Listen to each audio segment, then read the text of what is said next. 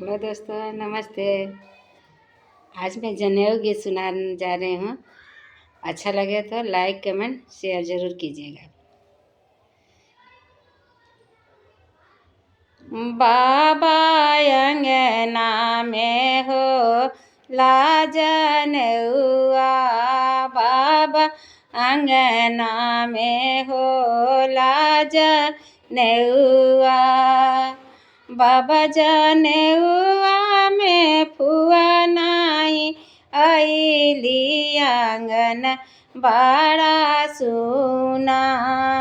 बाबा जनेऊआ में दीदी नाही अइली जनेऊ बड़ा सुना,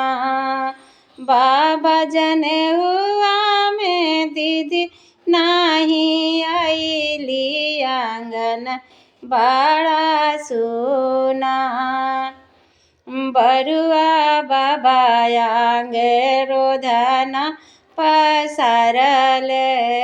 बरुआ बाबा आगे रोधना पसारले, बाबा कैसना नेवता पेठवानी फुआओ नाही अइली, बाबा कैसना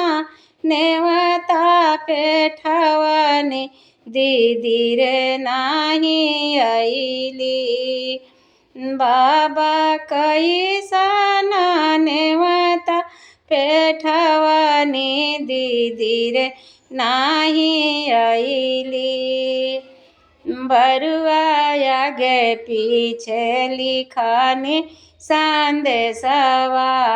बरुआ आगे पीछे लिखानी संदेशवा, बरुआ बिचवा में फूफा जी के नामवा तब फुआ नाई अइली, बरुआ बिचवा में फूफा जी के तोहर नामवा तब फुआ नाई अइली, बरुआ आगे पीछे लिखानी संदेशवा, बरुआ आगे पीछे लिखानी संदेशवा, बरुआ बिचवा में जीजा जी के तोहर नामवा तब दीदी तोहर अइली ना, बरुआ बिचवा में जीजा जी के नामवा तब दीदी नाई अइली, बरुआ तोहार फूफा बड़ा लोभिया, बरुआ तोहार फूफा बड़ी लोभिया, बरुआ तोहार फूफा बड़ी झगड़ावा, तोहर फुआ संगे कैले होइहे झगड़ावा, एही से फुआ नाई अइली, तोहर फुआ संगे कैले होइहे झगड़ावा, एही से फुआ नाई अइली, बाबू तोहार जीजा बड़ी लोभिया, बाबू तोहार जीजा बड़ी लोभिया, बाबू तोहार जीजा झगड़ावा,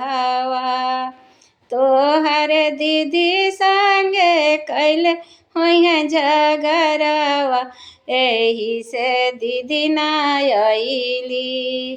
तोहर दीदी संगे कैले होइहे झगड़ावा, एही से दीदी नाई अइली, चाचा अंगना में होला जनेऊआ, भैया अंगना में होला जनेऊआ, भैया दीदी नाई अइली जनेऊ में आंगन